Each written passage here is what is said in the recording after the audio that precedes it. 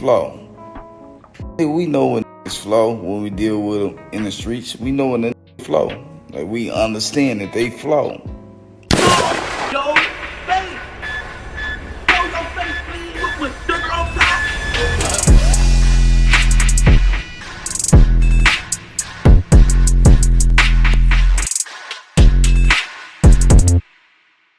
Hey, what's up, y'all? Y'all know my slogan. I don't know it all, but I know what I've been through. Now, before we get into this video, make sure you check us out on Patreon at www.patreon.com/Hookah Anonymous _. You guys been telling us to create one for the longest, so we recently created a community where we will upload videos that we can't share on YouTube due to their guidelines. We'll also be dropping the latest to there first, behind the scenes information that you wouldn't find anywhere else on our socials. So make sure you become a member, and after you do that, head over to our official Instagram page at Hookah Anonymous _ and follow us there. Now, without further ado, let's get into what you guys came here to see. Now, most of us been waiting on a response from J Prince Sr. as he issued pretty much of his typical warnings to Camron and Mase for trolling Shakur Stevenson after they would give their opinion on the fight he had recently. It wasn't just Camron and Mase, but a bunch of people on social media felt that Shakur Stevenson's fight wasn't what he made it out to be, as some people would say that Shakur's bark is bigger than his bite. Not saying that he's not a good fighter, but everyone is saying that his fights are boring and don't live up to the hype. So of course Camron and Mase spoke on it in their podcast, and they sparked a series of tweets from Shakur Stevenson. Shakur made it his business to respond to a bunch of people that had something to say about his fight via Twitter, and Camron and Mase was a part of the people he responded to. He would throw his own jabs and subliminals towards Mase and Camron, and then invite them to the streets, telling them to put the gloves on. Shortly after, Mase and Cam would do their podcast, It Is What It Is, and flame Shakur Stevenson, trolling him for trying to come at them.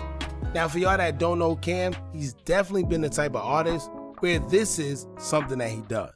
The jokes, going back and forth, this is something that's been going on throughout his career.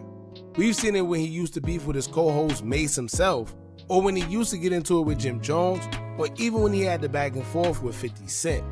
We all know 50 Cent for being one of the biggest trolls, but if you was around for back in the days when they got into the back and forth with Camron, then you remember Camron getting the best of 50 Cent when it came to trolling.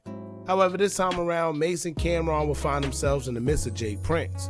This is because J Prince handles the management for Shakur Stevenson, so I'm guessing he felt anything that could jeopardize his investment can affect his money, so he felt the need to step in. And that he did. After Mase and Cam went off on Shakur Stevenson over his Twitter rants, J Prince would take to his IG account to send a message to Camron and Mase. As the post would be captioned, he would say, quote, "Let the haters say that he's boring and nobody wants to watch him. Sorry to tell you, it's just a select few of you haters. As you can see, there's proof that he has the #1 ratings in any fight on ESPN this year and top 3 ratings since 2022. And to all you haters, you want to escalate the hate outside of the ring? I'm Shakur's manager and I handle all his business outside of the ring. In other words, Cam and Mase, I will fade all his shots and take all bets." Now I feel personally, when he put that message out there, everything was all cool until he got to the point where he said he handles all his business outside of the ring. Then he says, in other words, Cam and Mase, he will fade all shots and take all bets.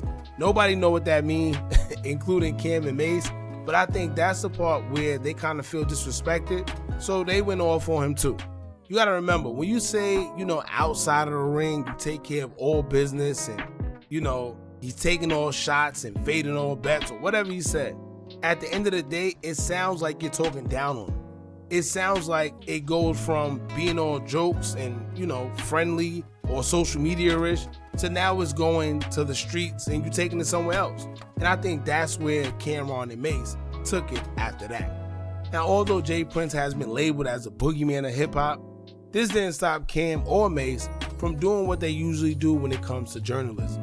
They wasted no time flaming J Prince himself and explaining that, as an OG, J Prince was supposed to check Shakur Stevenson because he was the one that lashed out, making threats and trying to respond to everyone who had a problem with his fights. Now I gotta remember, that's not something you do, especially if you're comparing yourself to someone like Floyd Mayweather, because I doubt he cares about anything anyone says on social media about him, as long as he's winning fights when it comes to his career. Now in the live that we did talking about this already, I already explained that even if he get into it with Camron Mase, at the end of the day, that don't stop Shakur Stevenson from being who he is and reacting the way he's reacting. You gotta remember, everybody's not gonna like the way you fight. That's just okay. You're not gonna be able to respond to everybody that has a problem with the way you fight. And when you have somebody like Jay Prince who actually has some type of power and have some type of pull in that industry, when he's backing him up and making it feel like it's okay for him to act the way he's acting, that becomes a problem. Because it's going to continue. He can't wear his emotions on his sleeve. If he does that, then 9 times out of 10, everybody's going to be coming at him. He's going to be responding to everybody. And we know that whenever you give energy to somebody, especially negative, they're going to continue to keep going because they see that you're responding to them, right? The more you respond to something negative, the more they're going to continue to keep going.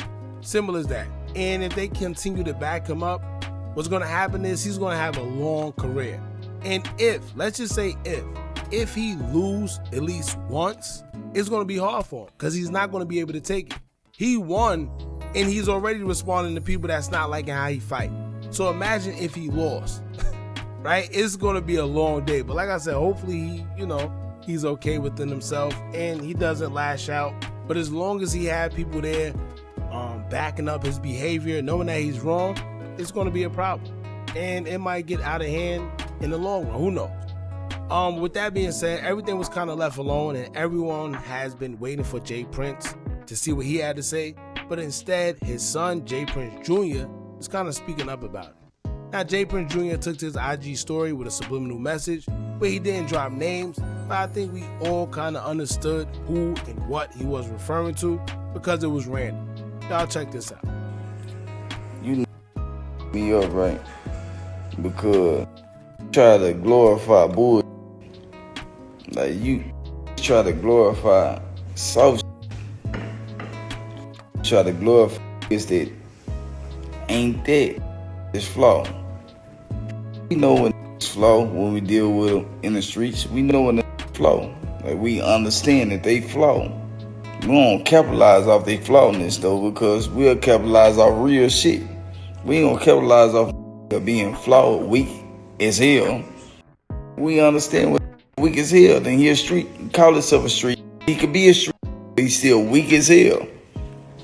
We don't capitalize and try to glorify it. Now, we gonna sit and have conversations about is as strong as us. We don't have conversations about is as weak as hell. Now, once again, he didn't say any names, but I think it's obvious who he's talking about. Camron Mase haven't said anything mentioning Jay Prince or Jay Prince Jr. since they already acknowledged it. And I guess maybe it's because it's new. Maybe they didn't see it yet. So I guess we're just going to have to stay tuned. However, when it comes to what Jay Prince Jr. said, he said these guys are not outside, whatever the case may be. I really don't have nothing to say about it. Like I said, they have to check Shakur Stevenson. Because if not, they're always going to have this problem. Right now, it's Camron Mase. Right? Later on, it'll be X, Y, and Z. Then after that, it'll be X, Y, and Z. Because they're not checking the problem at hand. But like I said, if he does lose, that'll be a horrible day for his career, man. For some reason, it seems like all these new fighters, I don't know what it is, it's like they can't lose. Everybody want to be Floyd Mayweather. Everybody want to have the perfect record, but they don't understand in boxing, that's not how that works. You could be still a great fighter and have 1, 2, or a couple losses under your belt. But for some reason, all these fighters, these new fighters, they aspire to be like Floyd Mayweather and have a perfect record. However, that's not always the case because that's not easily obtainable. Alright, so y'all let me know what y'all think about this. Don't forget to like, comment, share, and subscribe. Hit that bell so you're notified every time we try new content. And remember, as long as you keep on watching, I'm going to keep on dropping. I'm out.